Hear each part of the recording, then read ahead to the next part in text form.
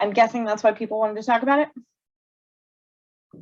And so let's get one example going. And because I'm only going to do one example, I'm going to make it messy.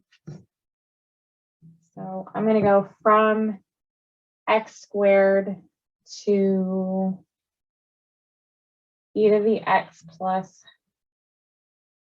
4x. And in here, I'm going to have sine squared t dt. I take a slightly different approach to these than our book does. I feel like our book kind of just gives us a formula for how to do this. And I'm going to actually walk through a couple of additional steps. When I look at this, first of all, it is like a hot mess. This looks like a crazy, complicated problem. So I'm going to try to kind of break down really what we're looking at. I am being asked to take the derivative of this thing, and this thing is some kind of definite integral. Well, in general, if we have a definite integral, then we know that the fundamental theorem of calculus says I'm going to need to do some kind of f of b minus f of a, where there's a relationship that this big F, right, if I kind of write out that part of our fundamental theorem of calculus, if I have f of t dt, then the relationship is that this big F prime is equal to the little f, meaning this thing in here is somebody's derivative. So if we just kind of hold that in mind for a second, and I use this big F as a placeholder, I'm not actually going to find the antiderivative of sine squared t. We'll get to that later. I'm not actually going to find the antiderivative. I'm just going to pretend that I did. And if I did, then that other part of our fundamental theorem of calculus says I'm going to plug in what the value that we have on top. So in this case, that would look like f of e to the x plus 4x minus, I'm going to plug in what we have in the bottom, which is x squared. So I'll have f of x squared. Now the next piece that really we've been asked to do over here that I didn't write on this side is, I got to scoot this over because we have been asked not just to find that, but then to take its derivative. If I do that same thing here and I scoot my equal sign over, squeeze in a d dx of this, now I'm going to think chain rule from 17a.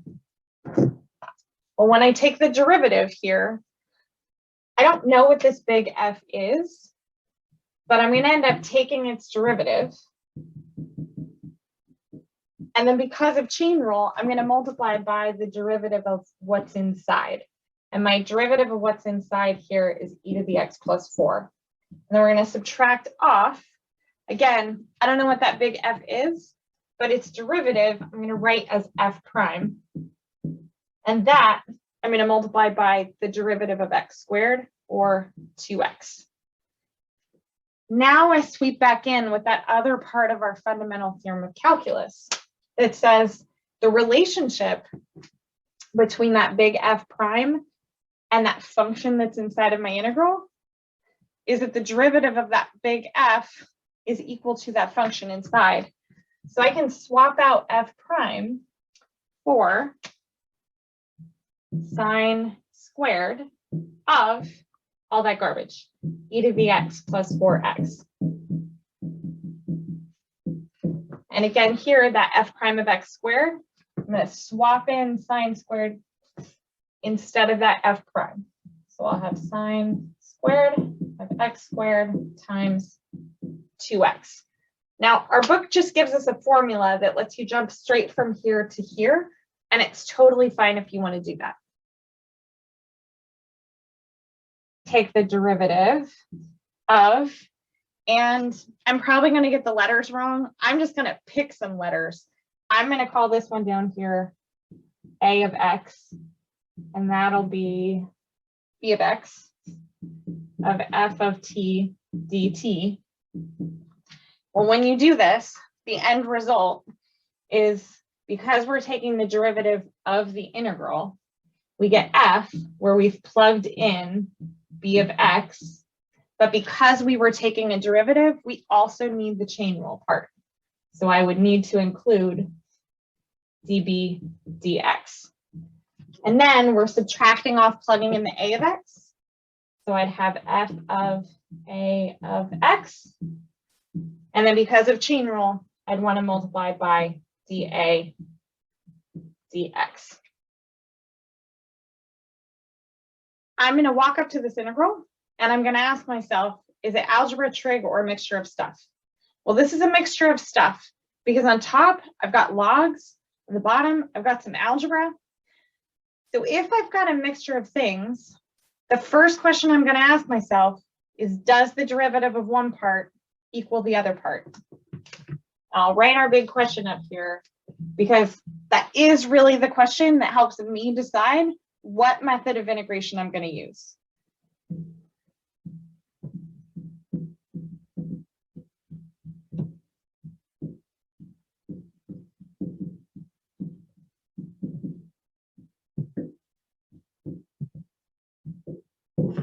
So I'm just going to keep that up here on the board today. Whenever we can answer yes to that question, we should probably be doing a u substitution. So here, just when I look at it, it doesn't immediately jump out to me that the derivative of one part is equal to the other part.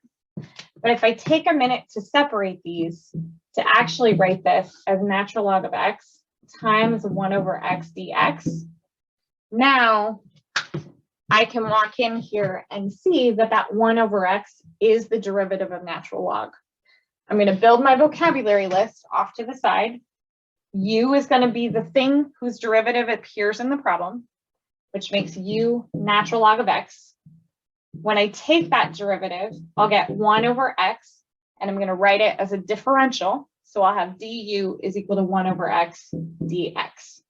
And then I'll apply my vocabulary list to translate this into something with u's. Well, my natural log of x gets translated as u, and 1 over x dx turns into a du for me. Now I find the antiderivative. 1 over, I was about to say 2, but I wrote u.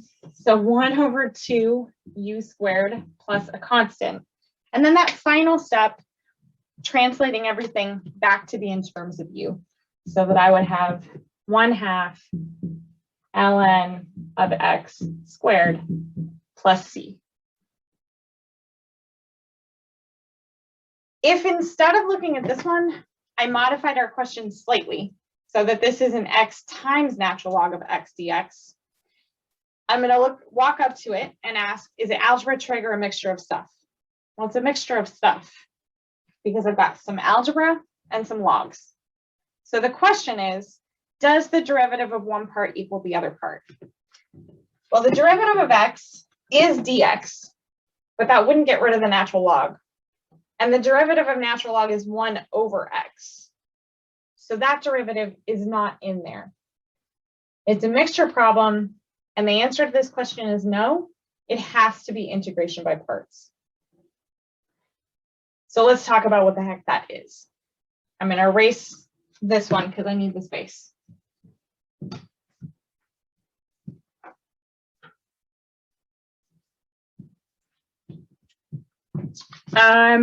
First of all, we need a quick refresher from 17a.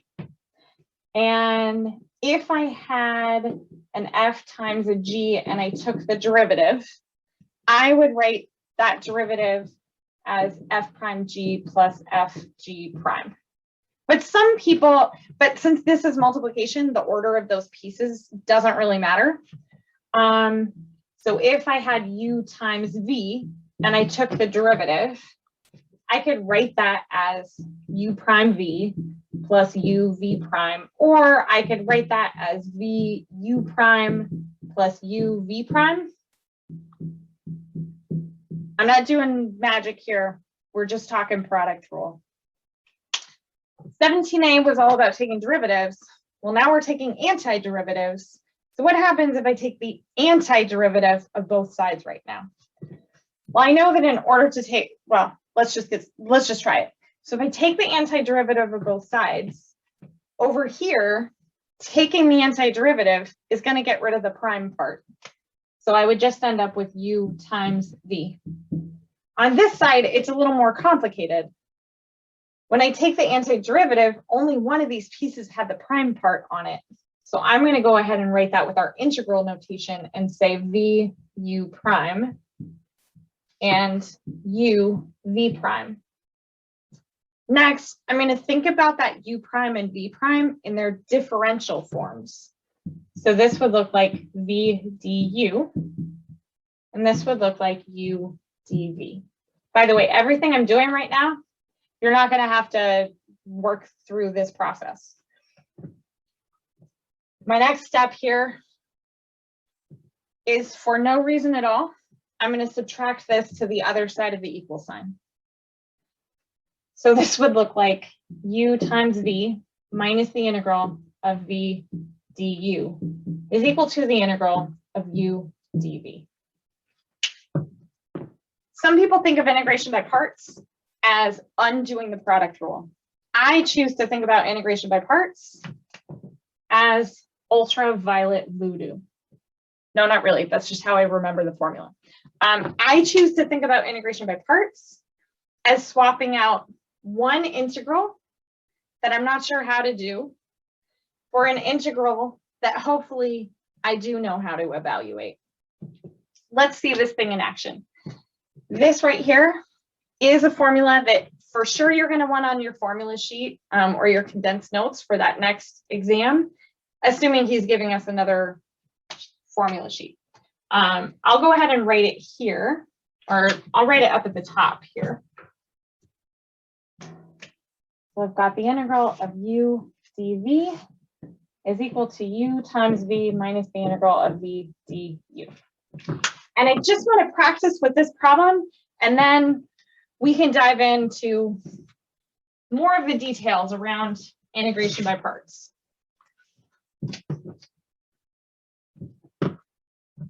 Just so that you can see how it works, I'm going to walk through it on this problem without a whole lot of explanation to start off with. So I'm looking at this, and I know that from this integral of x natural log of x dx,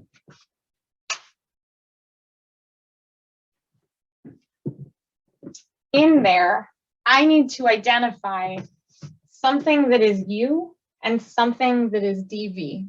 I'm going to make the choice for us. U is going to be the natural log of x, which will make dv everything else. When I come off to the side to write this, that means u looks like natural log of x. And to use it in this formula, I'm going to need the differential. So just like when we were doing a u substitution, I was building a formula sheet to translate the problem. I am also building a formula sheet to translate the problem. This is what my u is, and I need du to plug it into the formula. So I'll find my differential. I'm going to take the derivative and get du is equal to 1 over x times dx. The other part of that formula is that I need a v, but the problem is I'm starting from this side, which means I have a u and a dv. I'm not sure how well that color is showing up. I'm going to write it in black. So I've got a dv, which is equal to x dx. And from that, because it's the differential, I need to go backwards and get the antiderivative of this. Well, the antiderivative of x, we actually just did it in the previous problem, is 1/2 x. I'm going to leave off the plus c for now. Sorry, 1/2 x squared. And I'm going to leave off the plus c for now. This is going to let me take this original integral that we didn't know how to deal with because the derivative of one part did not equal the other part, and rewrite this to say u times v. So I'm going to have natural log of x times v 1/2 x squared minus the integral of v times du. So 1/2 x squared times my du, which was 1/x dx. Well, this first part, there's no integral on. We're done. You can rearrange the pieces of it if you want. I could write that as 1/2 x squared ln of x. This part, there's still an integral, so I know I have to find an antiderivative, but I'm going to simplify it as much as I can first before taking the antiderivative. So I can take that 1/2 and I can pull it right out in front of the integral. And then x squared times 1/x is going to leave me with just an x. Now I'm ready to take that final antiderivative to get 1/2 x squared ln of x minus invisible 1, add 1 to that, I'll get a 2, divide by the new exponent, and I'm at 1/4 x squared plus c. And I said I was holding off on the plus c up here because I'm just going to put 1 plus c in at the very end. X e to the x dx.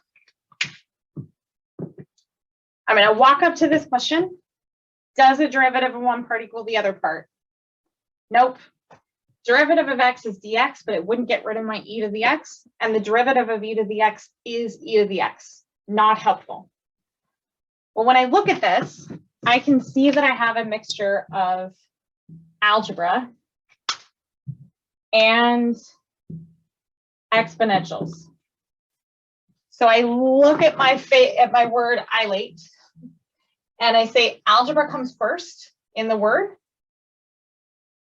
So that's what I'm going to make u equal to.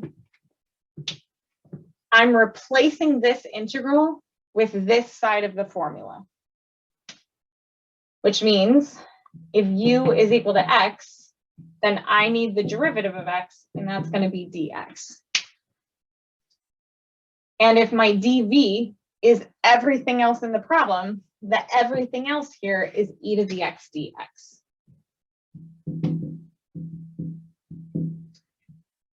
But to plug into my formula, I need the antiderivative of this. So my antiderivative of e to the x is e to the x. Now someone clever might be saying to themselves, wait, so integration by parts means instead of doing one integral, we secretly do two. The answer is yes, you do two secretly. Your first integral happens when you take the antiderivative of dv to get an expression for v. That second integral comes when we evaluate the right-hand side. So we're swapping out this integral for u times v, x times e to the x, minus the integral of v du, e to the x dx. Now the hope is that we swapped out an integral that was harder to deal with for an antiderivative we could do quickly, and another antiderivative that isn't terrible. This one's extra not terrible because the antiderivative of e to the x is e to the x. And that's my final answer. Okay, I'm gonna go back and look in the chat.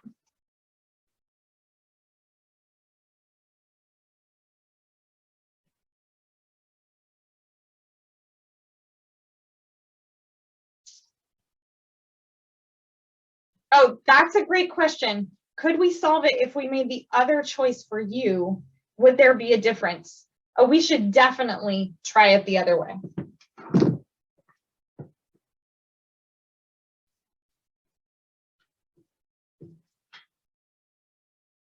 I don't know how much room I need, but I think I can squeeze it in down here. What would happen if we made the other choice? So if I had x e to the x dx, and I made the choice for u to be equal to e to the x, then in terms of the formula, I need a du. So the derivative of e to the x is e to the x dx, or rather the differential is e to the x dx. And then I'd have to, for the x dx, take the antiderivative of that. Well, if my dv is x dx, then the antiderivative is 1/2 x squared. Now, when I plug them into the formula, I'm trading out this integral for u times v. So e to the x times 1/2 x squared minus the integral of 1/2 x squared times e to the x dx. Our life just got worse, not better. So my short answer is, heck yeah, it matters. For most of the problems, if we make the wrong choice for which part to designate as u and which part to designate as dv, our integration gets worse, not better.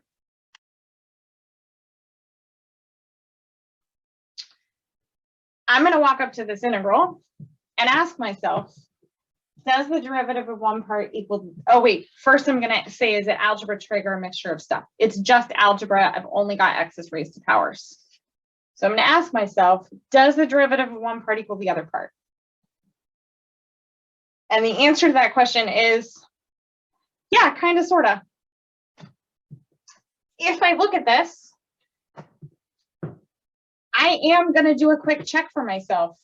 I've got a numerator and a denominator. Well, if I take the derivative of the denominator, I would get,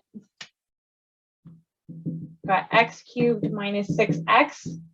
I would get 3x squared minus 6, which isn't dx, which isn't exactly the same as what we have on the top over there, but I can force them to look the same.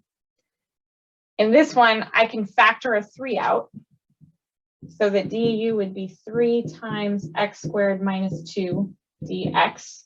And then I can divide both sides by 3, so that 1/3 du is x squared minus 2 dx.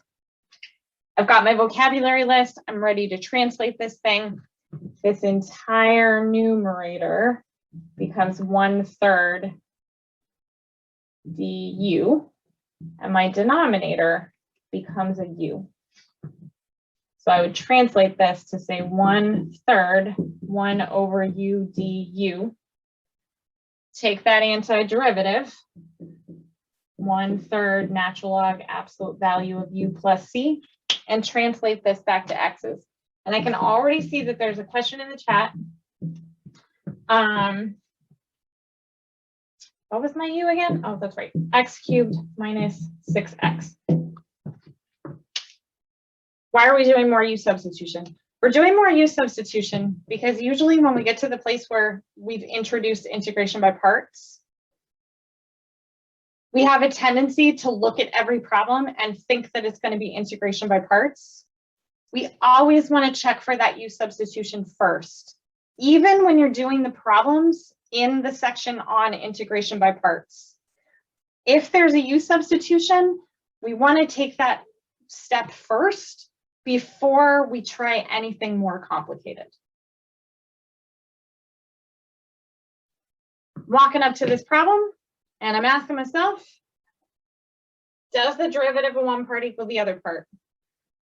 The answer here is no. The derivative of x squared would give me 2x, which we could deal with the 2x kind of turning into a 3x, but this is e raised to something, so that's not going to work out. The derivative of e to the 3x is 3e to the 3x, and I don't have another e to the 3x in here. So it's time to pull out integration by parts on this problem.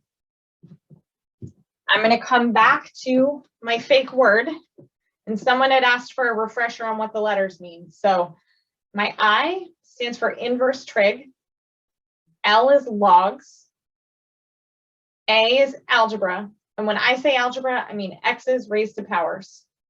T is trig, sine, cosine, tangent, secant, cosecant, who am I missing? Cotangent. E is exponentials, which usually we think of as e to the x, But because of that web work, I do also want to do a not e to the x problem. But back to this one, I have a mixture of algebra and exponentials. A comes first in ILATE, so I'm going to make A my U. U is equal to x squared. That makes my du 2x dx. We're going to be careful when we find the antiderivative here of e to the 3x. So my dv is e to the 3x dx, which makes v 1/3 e to the 3x. When I put all of that together, I'm replacing this integral with u times v. So x squared times 1/3 e to the 3x minus the integral of v du. 1/3 e to the 3x times 2x dx. Like I said, I'm always going to take a minute to simplify this before I try to find the antiderivative. So I'll write that as 1/3 x squared e to the 3x. And over here, I'll take the 2 and the 1/3, bring those both out in front. And then I'll be left with e to the 3x times x dx. Well, now we're in a quandary because this thing right here is still something that I have to find the antiderivative of. So I'll do a quick check. Does the derivative of one part equal the other part? Nah, not really. Derivative of x would give me dx, but wouldn't handle the e to the 3x part. And the derivative of e to the 3x is e to the 3x, and I don't have another one in there. So this is, we're stuck with doing integration by parts a second time. I am going to reevaluate, but I still have a mixture of algebra and exponentials. So I'm going to follow my same process in terms of ILATE. Algebra comes first. I'm going to let u be equal to x, which makes my du dx. And then that e to the 3x dx will be my dv, e to the 3x dx, which makes v equal to 1/3 e to the 3x. Putting that all together, we want to be super careful. That 1/3 x squared e to the 3x out in front is just fine. But here, that 2/3 belongs to this entire integral, right? So this entire integral here needs to get multiplied by 2/3. And we're going to use the integration by parts formula to replace that entire integral using this vocabulary list. So I'll have 2/3. And then I'll go ahead and put my brackets in green to help designate that it's coming from that integral right there. And now I need my u times v, x times 1/3 e to the 3x minus the integral of v du, 1/3 e to the 3x dx. This is where I wish I was in the classroom and I had like a whole nother whiteboard to work with. We're just going to have to squeeze it in. Maybe. Okay.